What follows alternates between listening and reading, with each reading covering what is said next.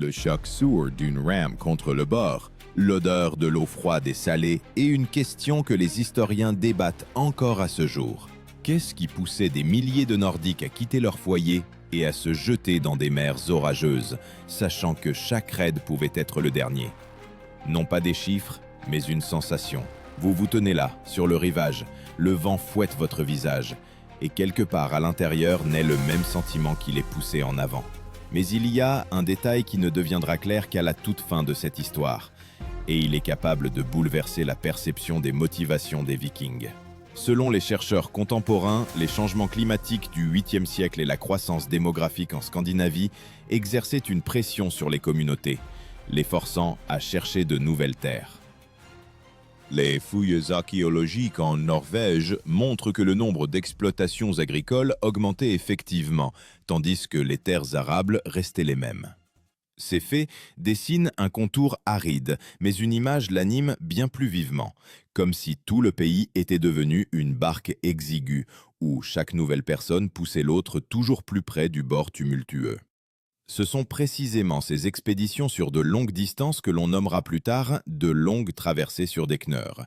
C'est ainsi qu'on appelait les grands navires marins capables de résister aux vagues et de transporter personnes et marchandises.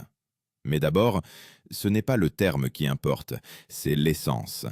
Une immense flèche de bois fendant le vide océanique, et seulement ensuite le mot kneur. Pour comprendre les prémices, il est également important de prendre en compte les mécanismes sociaux. Les historiens écrivent que les Vikings avaient un besoin vital de statut, lequel s'obtenait non par des mots, mais par des actions. Dans les sagas nordiques, il est mentionné qu'un jeune homme ne pouvait pas espérer de reconnaissance tant qu'il n'avait pas fait ses preuves. Mais les sagas elles-mêmes ont été écrites bien plus tard. C'est pourquoi les chercheurs rappellent, les faits y sont entrelacés de légendes. Cependant, les archéologues confirment que les stèles funéraires avec de riches sépultures apparaissent précisément là où se trouvaient les centres de commerce et les routes maritimes, ce qui signifie que les raids réussis apportaient une réelle richesse. Une vallée étroite, un sol pauvre et des jeunes hommes pour qui il est vital de montrer leur force créent l'image d'une corde tendue.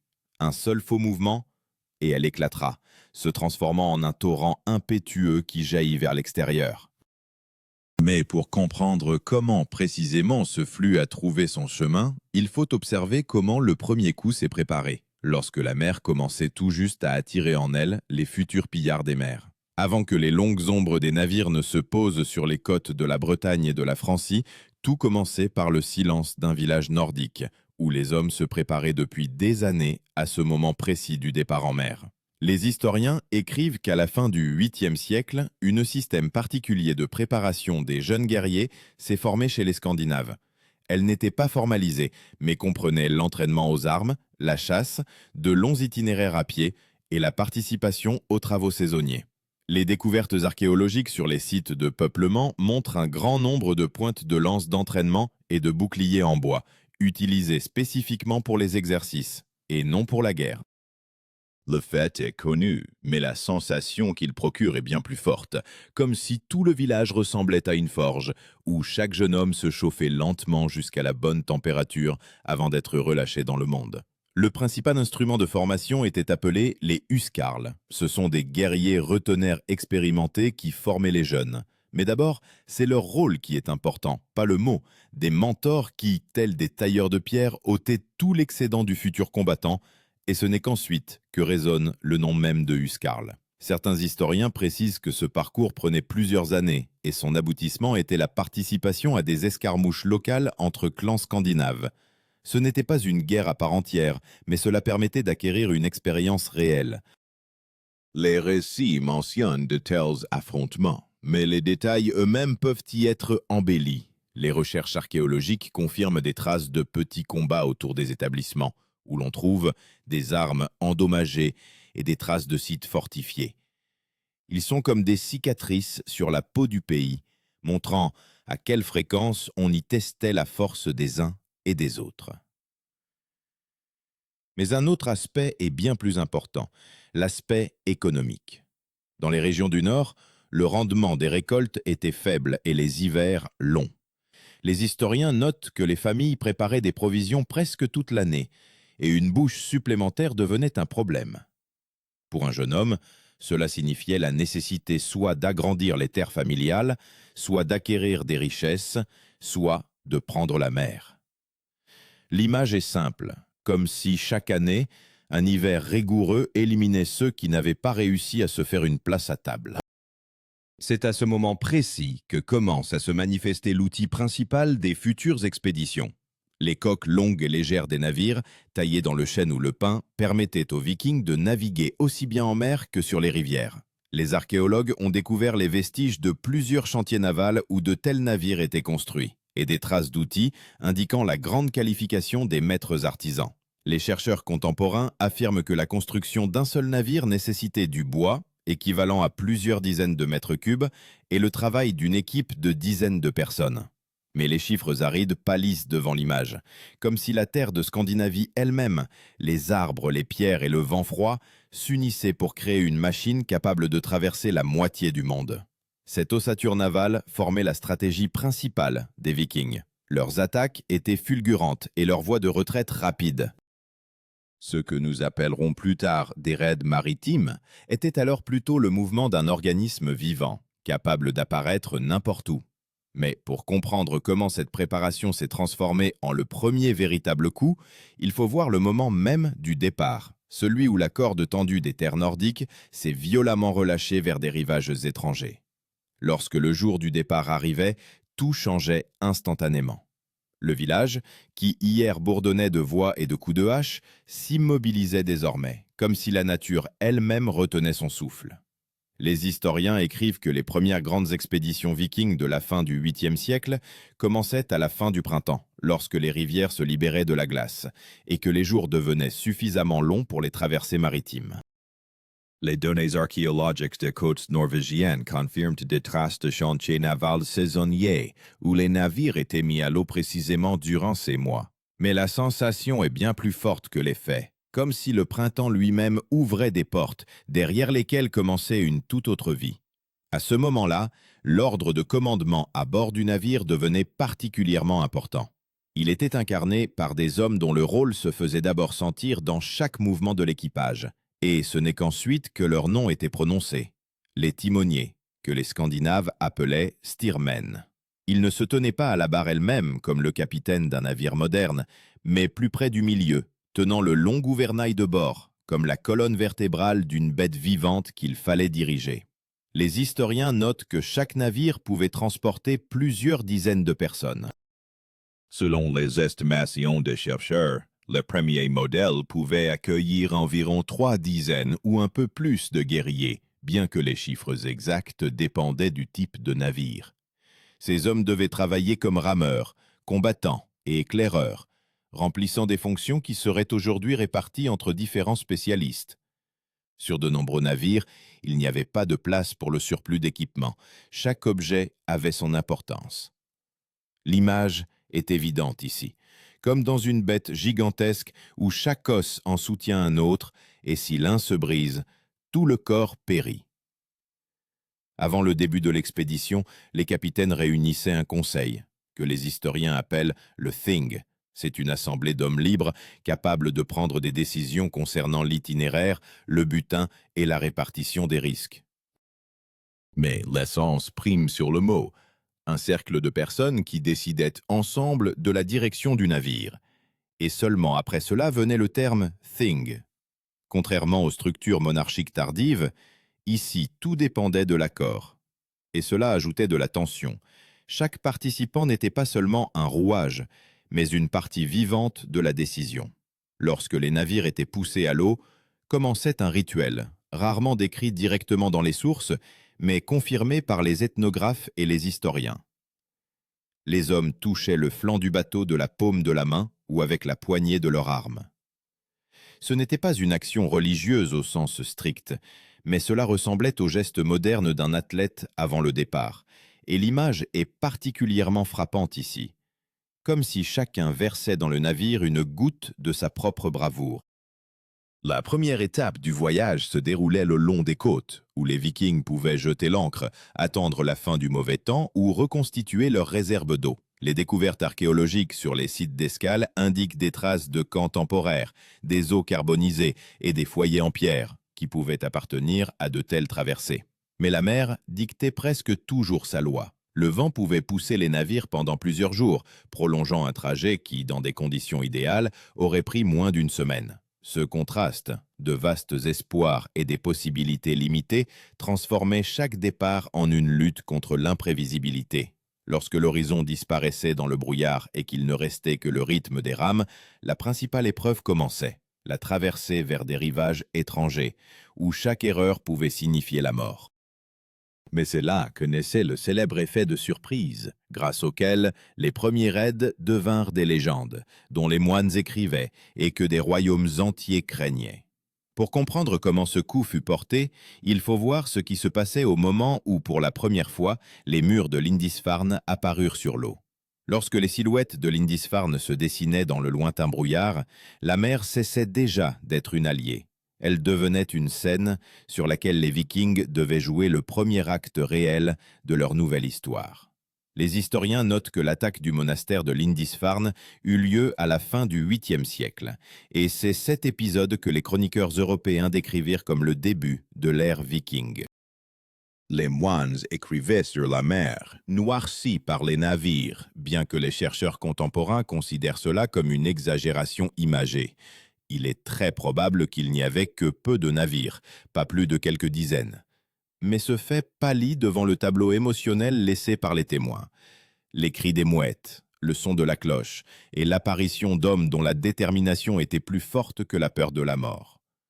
Ici, la méthode de débarquement devient particulièrement importante, que l'on nommera plus tard la percée côtière. Un échouage rapide du navire en eau peu profonde afin que les guerriers puissent débarquer instantanément. Mais c'est d'abord l'action qui importe, le mouvement lorsque la coque du navire s'enfonce dans le sable avec un choc, comme si elle libérait la tension de toute la traversée. Et seulement ensuite vient le terme de percée côtière. Une telle méthode permettait aux Vikings d'apparaître presque silencieusement et sans avertissement, ce qui rendait leurs attaques particulièrement dangereuses pour les communautés non préparées. Les sources monastiques écrivaient que les guerriers se déplaçaient rapidement et de manière coordonnée. Selon les estimations modernes, leur armement comprenait des lances, des haches et des boucliers. Les archéologues ont trouvé de tels objets dans les sépultures des Nordiques datant de la même époque. Le poids d'un bouclier pouvait atteindre plusieurs kilogrammes, mais l'essentiel était la technique. Les historiens affirment que les Vikings utilisaient une formation dense, semblable à un mur vivant. Un type de cette formation sera plus tard appelé le mur de bouclier, mais avant cela, l'image, une ligne d'hommes qui avance comme un organisme unique, repoussant les coups et exploitant toute faiblesse de l'ennemi. L'attaque de Lindisfarne n'était pas un simple pillage, c'était un signal.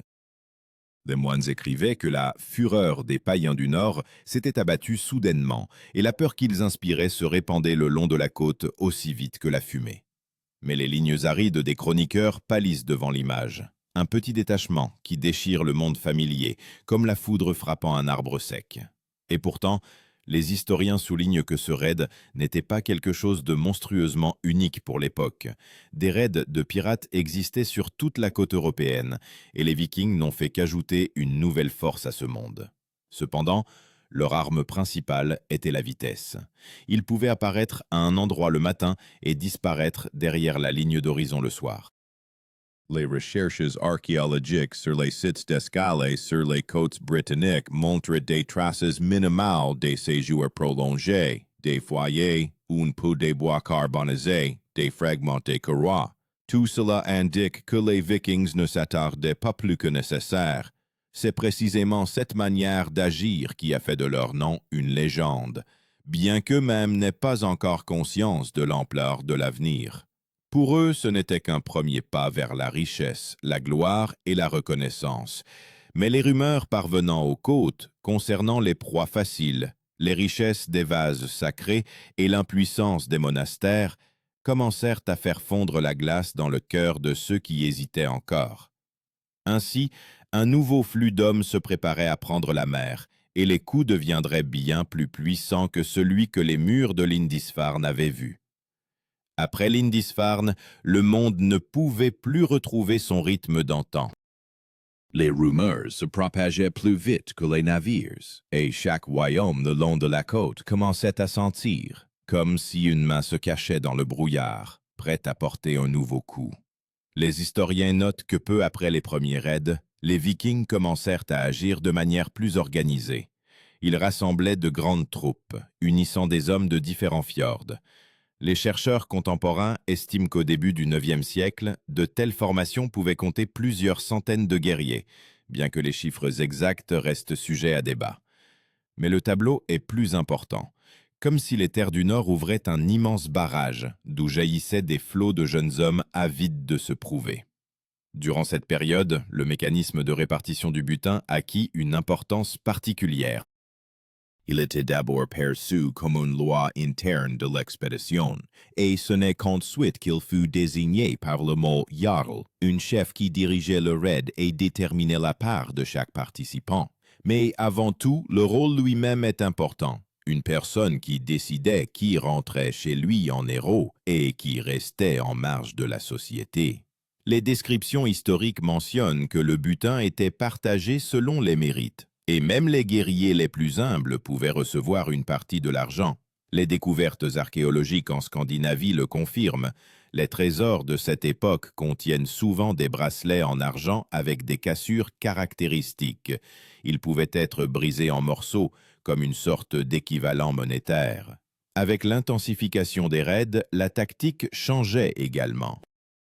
Les historiens écrivent que les Vikings n'agissaient pas seulement depuis la mer. Ils utilisaient les rivières comme des routes, permettant à leurs navires légers de pénétrer profondément à l'intérieur des terres. Les vestiges de navires, trouvés dans les tourbières danoises et les fjords norvégiens, confirment le faible tirant d'eau des embarcations, grâce auquel elles pouvaient passer là où des bateaux plus lourds se seraient échoués. Le sens de ce fait est simple. Les Vikings transformèrent le paysage européen en leur propre réseau de voies. L'image qui naît ici est presque cinématographique, comme si ce n'étaient pas les eaux des rivières qui coulaient dans les veines du continent, mais les lignes d'acier de leurs itinéraires. Lorsque les troupes devenaient plus importantes, elles nécessitaient une coordination. Les historiens mentionnent que des corps sonores étaient utilisés pour transmettre des signaux.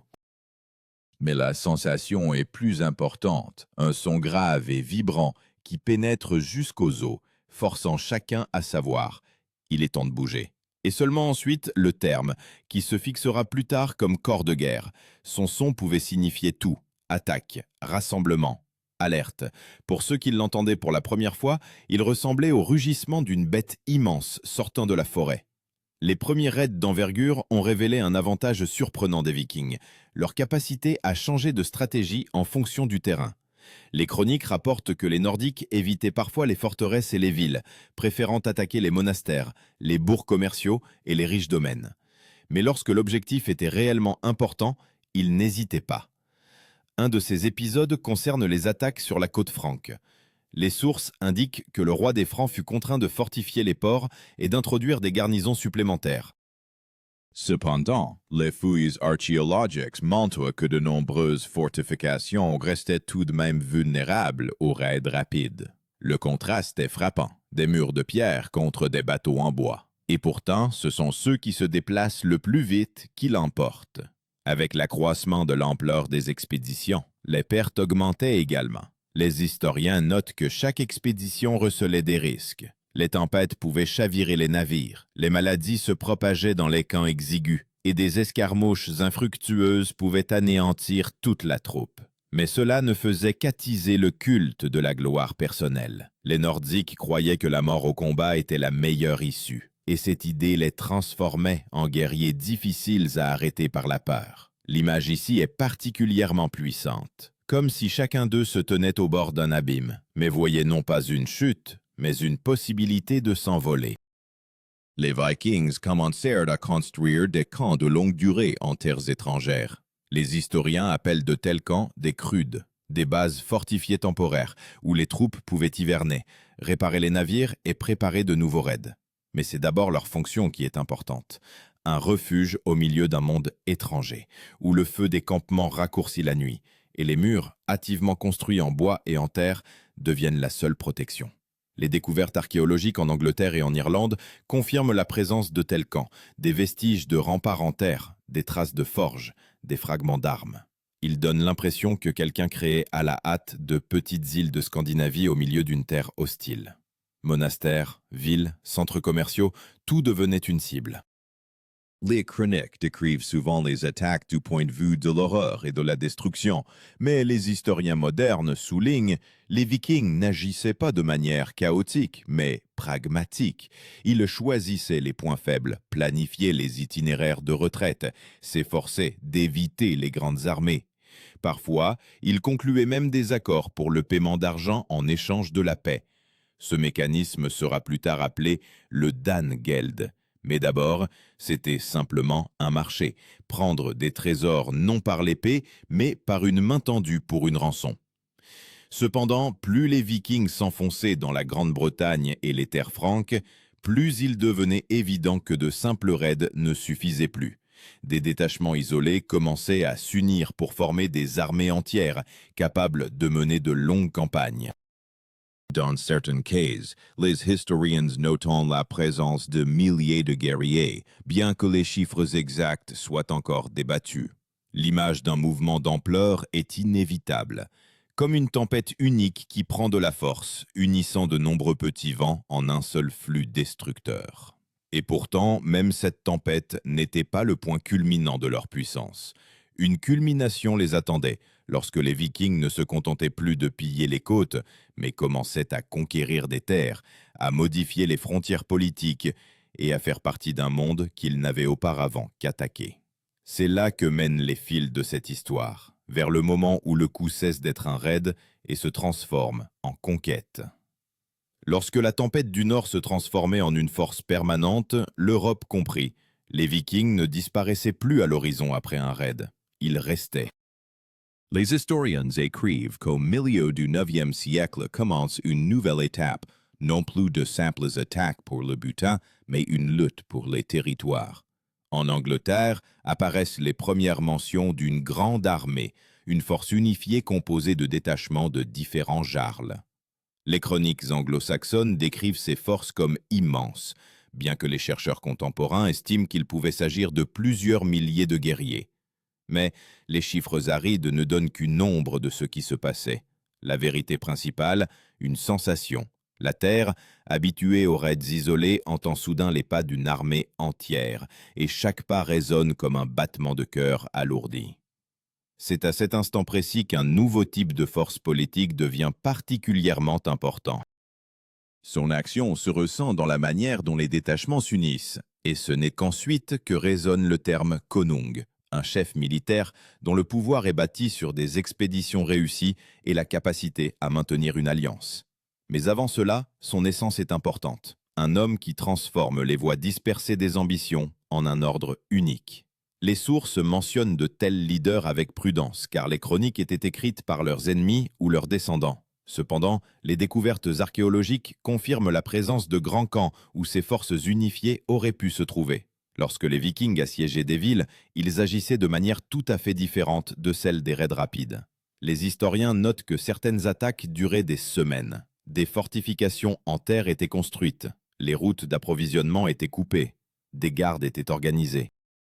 Cela prouve que les Vikings savaient mener des campagnes prolongées si l'objectif l'exigeait. Dans les fortifications découvertes en Angleterre, on voit des traces de travail systématique. Le fossé est creusé droit et profond. Le rempart est compacté avec des couches de terre et d'argile. L'image ici est presque palpable. Des gens qui, il n'y a pas si longtemps, avaient fait s'échouer leurs navires sur le rivage, creusent maintenant la terre, comme s'ils voulaient s'y enraciner. Cependant, toutes les terres ne se soumettaient pas par la force. Parfois, les armes cédaient la place à un accord. Les rois anglo-saxons concluaient des traités avec les Nordiques, leur permettant de fonder leur propre colonie. Les historiens appellent ces territoires le Danelaw, une région où les lois et les coutumes scandinaves devenaient dominantes. Mais d'abord, c'est l'idée qui est importante, un espace où la terre étrangère cesse d'être étrangère. Et seulement ensuite, le mot Danelaw.